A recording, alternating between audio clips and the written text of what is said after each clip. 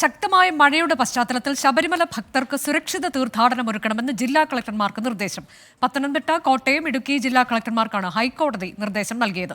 നിയന്ത്രണങ്ങളുണ്ടെങ്കിൽ അക്കാര്യം ഭക്തരെ അറിയിക്കണമെന്നും കോടതി നിർദ്ദേശിച്ചു. ശ്രീകാന്ത് വിവരങ്ങളുമായി. ശ്രീകാന്ത്, ഇതിനോടകം തന്നെ ചില നിയന്ത്രണങ്ങൾ ഈ ശക്തമായ മഴയുടെ പശ്ചാത്തലത്തിൽ പുറപ്പെടുവിച്ചിട്ടുണ്ട്. ഇപ്പോൾ കോടതി പറയുന്നത് എന്താണ്? അനുജ, ശബരിമലയിലേക്കുള്ള പരമ്പരാഗത കാൽനട വഴിയുള്ള തീർത്ഥാടനത്തിന് ഹൈക്കോടതി തന്നെ ഇപ്പോൾ നിരോധനം ഏർപ്പെടുത്തിയിരിക്കുന്നു. വണ്ടിപ്പെരിയാർ, പുല്ലുമേട് വഴിയും എരുമേലിയിൽ നിന്നും കരിമല വഴിയും തീർത്ഥാടകർ സഞ്ചരിക്കുന്നതിനാണ് ഇനിയൊരു ഉത്തരവ് ഉണ്ടാകുന്നതുവരെ നിരോധനമുള്ളത്. കനത്ത മൂടൽമഞ്ഞും മഴയും കാരണമാണ് ഈ തീരുമാനമെടുത്തത്. ഈ പാതകളിലൂടെ തീർത്ഥാടകർ സഞ്ചരിക്കുന്നില്ലെന്ന് ജില്ലാ കളക്ടർമാർ ഉറപ്പുവരുത്തണം എന്നാണ് നിർദ്ദേശം.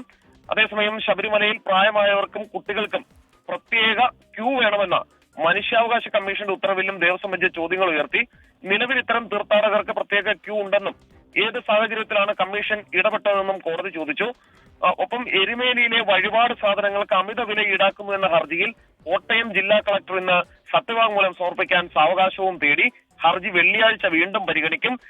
ശബരിമലയുമായി ബന്ധപ്പെട്ട് ഇത്തരത്തിൽ വിവിധ ഹർജികളാണ് ഇന്ന് കോടതിയിൽ വന്നത്. ഏറ്റവും പ്രസക്തമായത് ഈ മഴയുമായി ബന്ധപ്പെട്ട് ഏർപ്പെടുത്തിയിട്ടുള്ള നിയന്ത്രണങ്ങളാണ്.